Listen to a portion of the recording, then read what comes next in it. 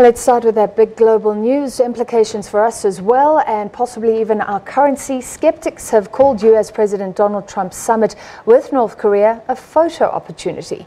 Well, some believe Trump expects to come out with a deal on denuclearization, but North Korea doesn't necessarily want that. In South Africa, various stakeholders have said that the US president could learn a thing or two from the world's first country to denuclearize.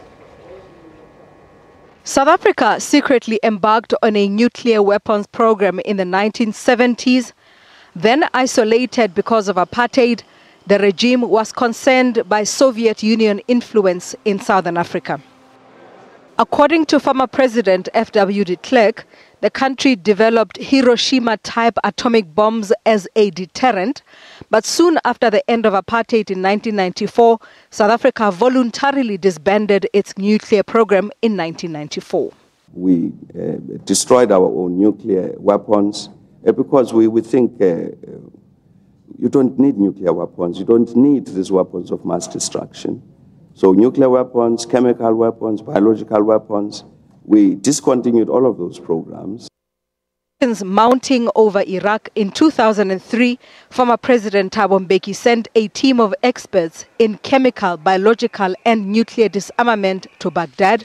In his book, God, Spies and Lies, Mbeki says despite experts showing that Iraq did not possess weapons of mass destruction, UK Prime Minister Tony Blair and US President George Bush went to war anyway.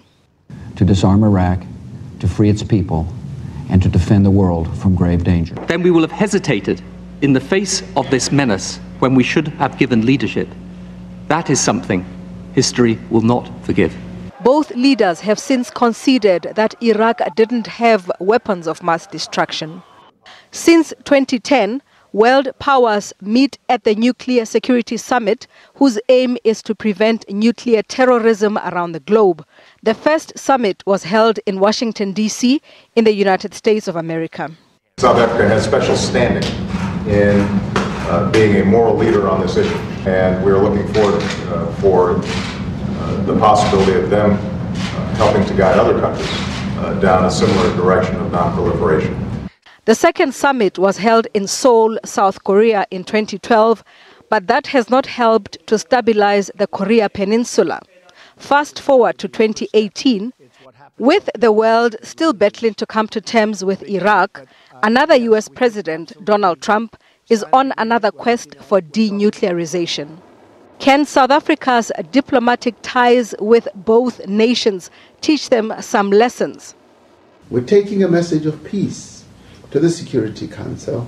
We're taking a message of an interconnected globe where we are promoting multilateralism. You cannot go to someone who has got nuclear weapons to demand that they destroy their weapons while you are still augmenting your nuclear weaponry capacity. It is important to lead by example, and this is a direct challenge to Donald Trump himself and his administration and the future administrations. The summit in Singapore is being hailed a milestone, but it's clear stakeholders like China will not let it conclude without their stamp. Ntakwana Ngatani, SABC News, Johannesburg.